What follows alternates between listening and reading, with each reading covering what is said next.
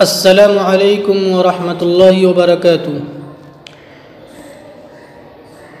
بسم اللہ الرحمن الرحیم۔ ان الحمد للہ والصلاة والسلام علی رسول اللہ وعلی آلہ وصحبہ اجمعین، اما بعد۔ عزیز طلبہ،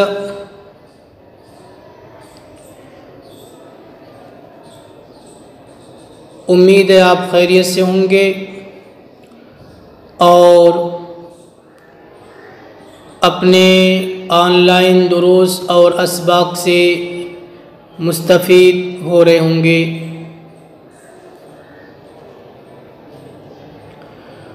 آج ہمارے سامنے وجہ شبہ کے اعتبار سے تشبیہ کی اقسام ہیں، تو دیکھتے ہیں۔ وَيَنْقَسِمُ التَّشْبِيهُ بِاعْتِبَارِ وَجْهِ الشَّبَهِ إِلَى أَرْبَعَةِ أَقْسَامٍ۔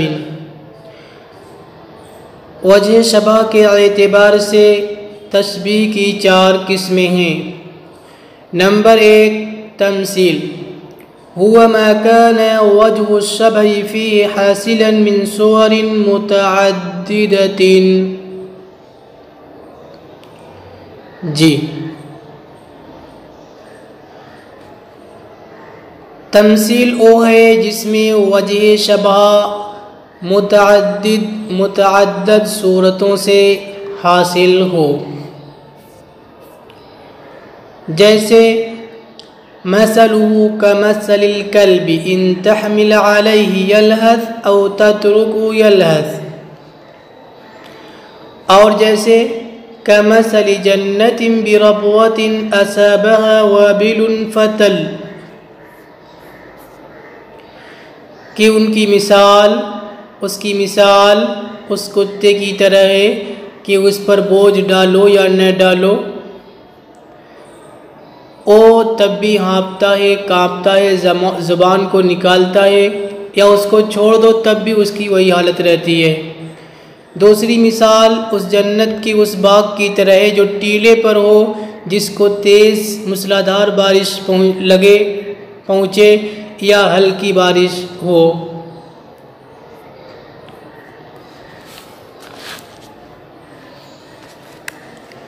تو تمثیل اس کو کہتے ہیں جس میں وجہ شبہ متعدد صورتوں سے حاصل ہو۔ جی، تو اس مثال میں دیکھیے، کمثل الکلب، پہلے حاشیہ نمبر 1 دیکھ لیجئے، صاحب کتاب نے کیا لکھا ہے۔ کہہ رہے ہیں کہ خواہش کی اتباع کرنے والے کو کتے کے ساتھ تشبیہ دی گئی، کہ جیسے کہ کتا ہمیشہ پریشان رہتا ہے، چاہے وہ اکیلا ہو، بوجھ سے خالی ہو یا اس پر بوجھ ہو، ہر حال میں وہ کیا ہوتا ہے؟ پریشان ہوتا ہے، اپنی زبان کو نکالے ہوتا ہے۔ ایسے ہی خواہش کی اتباع کرنے والا، خواہش کے پیچھے چلنے والا، اس کو بھی کسی حال میں قرار اور سکون نہیں ملتا ہے۔ تو عدم حصول قرار، عدم سکون، یہ ہے وجہ شبہ۔ اب دیکھیے اس مثال کے اندر، عدم سکون یہ ہے وجہ شبہ، یہ کتنی چیزوں سے حاصل ہوا؟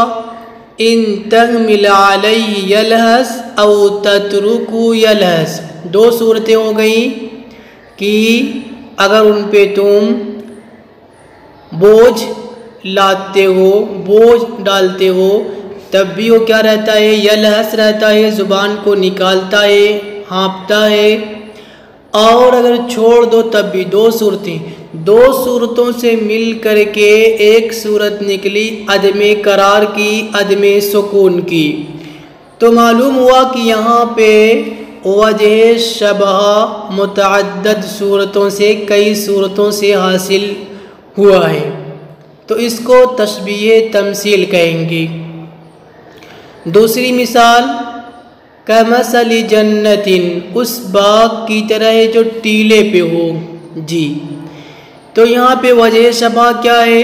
یعنی ٹیلے اور اونچائی پہ جو باغ ہوگا اس کو پانی مضر نہیں ہوگا، پانی زیادہ آئے گا تو جو زائد پانی ہوگا وہ نیچے اتر جائے گا، سرک جائے گا، اور اگر کم پانی ہے تب بھی وہ زمین جذب کر لے گی تو باغ کیا ہے؟ اچھا پھل دے گا۔ تو اس میں اصابہا وابل فتل، دو صورتیں حاصل ہوئی، دو صورتوں سے یعنی وجہ شبہ حاصل ہوا ہے۔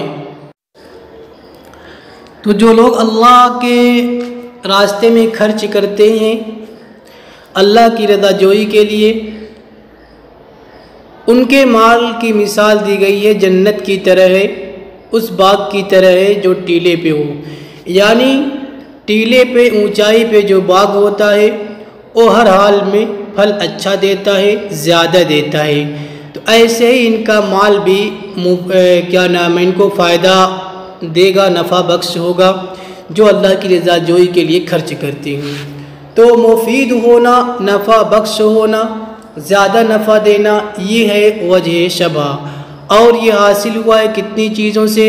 اصابہا وابل فتل، یعنی تیز بارش ہو، ہلکی ہو، بوندا بادی ہو، تب بھی یعنی ہر حال میں یہ مفید ہے، ایسے ان کا مال بھی کیا ہے؟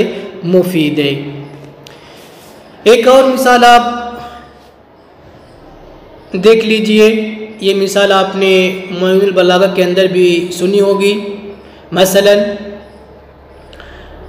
وَمَا الْمَرْءُ إِلَّا كَالشِّهَابِ وَضَوْئِهِ، کہ آدمی چاند اور اس کی روشنی کی طرح ہے۔ اب آپ غور کیجئے، اس مثال میں وجہ شبہ کیا ہے؟ وَمَا الْمَرْءُ إِلَّا كَالشِّهَابِ وَضَوْئِهِ، کہ آدمی چاند اور اس کی روشنی کی طرح ہے، شہاب اور اس کی روشنی کی طرح ہے۔ جس طریقے سے چاند کی روشنی ہوتی ہے کہ اس کی روشنی بڑھتی ہے، بڑھتے بڑھتے پھر ختم ہو جاتی ہے، لیکن بہت جلدی کیا ہو جاتی ہے؟ ختم ہو جاتی ہے۔ تو سرعت فنا میں آدمی بھی بہت زیادہ یعنی دنیا کے اندر نہیں رہتا ہے، ختم ہو جاتا ہے۔ بچہ ہوتا ہے، پیدا ہوتا ہے، بچہ ہوتا ہے، جوان ہوتا ہے، اس کے بعد بڑھاپا آتا ہے، اگر زندگی ہے تو پھر وہ دنیا سے چلا جاتا ہے۔ تو آدمی کے فنا ہونے کو شاعر نے تشبیہ دیا ہے چاند اور اس کی روشنی کے ساتھ۔ جی تو سرعت فنا یہ ہے وجہ شبہ۔ اب اس کو دیکھیے کہ سرعت فنا یہ کتنی چیزوں سے حاصل ہوا۔ تو یہاں پہ سرعت فنا جو وجہ شبہ ہے، اس کو شاعر نے چاند کے متعدد احوال سے اخذ کیا ہے، اس لیے کہ چاند پہلے جب نکلتا ہے، ظاہر ہوتا ہے، تو اس وقت وہ ہلال ہوتا ہے، پھر جب بڑھ جاتا ہے تو بدر ہو جاتا ہے، پھر کم ہوتے ہوتے ختم ہو جاتا ہے۔ تو یہ ہے یعنی کئی چیزوں سے یہ جو صورت فنا ہے یہ چاند کے متعدد احوال سے، متعدد صورتوں سے اخذ کیا گیا ہے۔ تو معلوم ہوا کہ یہ تشبیہ تمثیل ہے۔ بات آپ کو سمجھ میں آ گئی ہوگی۔ نمبر 2، غیر تمثیل هو ما لم يكن وجهه فيه حاصلا من شيء متعدد۔ غیر تمثیل وہ ہے جس میں وجہ شبہ متعدد چیز سے حاصل نہ ہو۔ جی ایک صورت سے حاصل ہو، کئی صورتوں سے حاصل نہ ہو۔ یعنی تمثیل کے برعکس ہے غیر تمثیل۔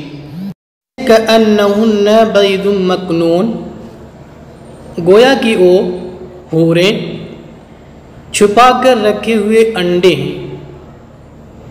یہاں پہ حوروں کو تشبیہ دیا گیا کن کے ساتھ؟ بید مکنون کے ساتھ، کہ وہ انڈے جو چھپا کر رکھے گئے ہوں، جن پہ کوئی گرد و غبار نہ لگا ہو، وہ بالکل صاف ستھرے اور سفید ہوتے ہیں۔ تو صفائی اور سفیدی میں بید مکنون کے ساتھ تشبیہ دی گئی ہے۔ تو صفا یہ وجہ شبہ ہے، اور وجہ شبہ یہاں پہ متعدد چیزوں سے حاصل نہیں ہو رہا ہے، صرف بید مکنون سے حاصل ہو رہا ہے، ایک حالت سے حاصل ہو رہا ہے، مختلف حالتوں سے حاصل نہیں ہو رہا ہے۔ اس لیے اس تمثیل کو غیر تمثیل، اس تشبیہ کو غیر تمثیل کہیں گے، نہ کہ تمثیل کہیں گے۔ مثال کے طور پہ دوسری مثال آپ دیکھ لیجئے، وجہہ کالبدر، اس کا چہرہ بدر کی طرح ہے۔ یہاں پہ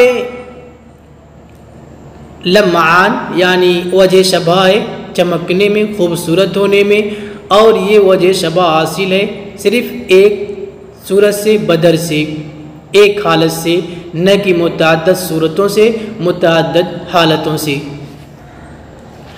آگے دیکھیے، غیر مفصل ہوا ما ذکر فیہ وجہ الشبہ، مفصل وہ ہے جس میں وجہ شبہ مذکور ہو۔ جی، وجہ شبہ مذکور ہو تو مفصل ہوگا، جیسے کمثل حبۃ انبتت 7 سنابل، اس دانے کی طرح ہے جو 7 بالیوں کو اگاتا ہے۔ یہ مثال پیچھے بھی گزر چکی ہے۔ تو یہاں پہ وجہ شبہ انبتت 7 سنابل، یہ وجہ شبہ ہے۔ اگرچہ صراحتاً آپ کو نہیں لگ رہا ہوگا کہ وجہ شبہ ہے، لیکن یہ وجہ شبہ ہے۔ انبتت 7 سنابل یعنی زیادہ فائدہ دینا، زیادہ مفید ہونا، زیادہ نفع بخش ہونا، نتیجہ زیادہ دینا، یہ ہے وجہ شبہ جو لفظوں میں مذکور ہے۔ آپ کہہ سکتے ہیں کہ زید بحر فی الجود، یا زید کالبحر جودا، کہ زید سمندر کی طرح ہے سخاوت میں۔ یہاں پہ جودن وجہ شبہ مذکور ہے، لہذا یہ مفصل ہوگا۔ آگے دیکھیے، مجمل ہوا ما حذف فیہ وجہ الشبہ، مجمل وہ ہے جس میں وجہ شبہ محذوف کر دیا گیا ہو، محذوف ہو، جیسے انما البیع مثل الربا، کہ بیع ربا کی طرح ہے۔ کس چیز میں؟ یہ محذوف ہے، وجہ شبہ محذوف ہے، اس لیے مجمل ہے۔ مثلا النحو فی الکلام کالملح فی الطعام، کلام میں نحو کی حیثیت وہی ہے جو کھانے میں نمک کی ہوتی ہے، لیکن کس چیز میں تشبیہ دی گئی یہ معلوم نہیں، یہ معلوم ہے لیکن محذوف ہے۔ جی، تو یہ تشبیہ مجمل ہو گئی۔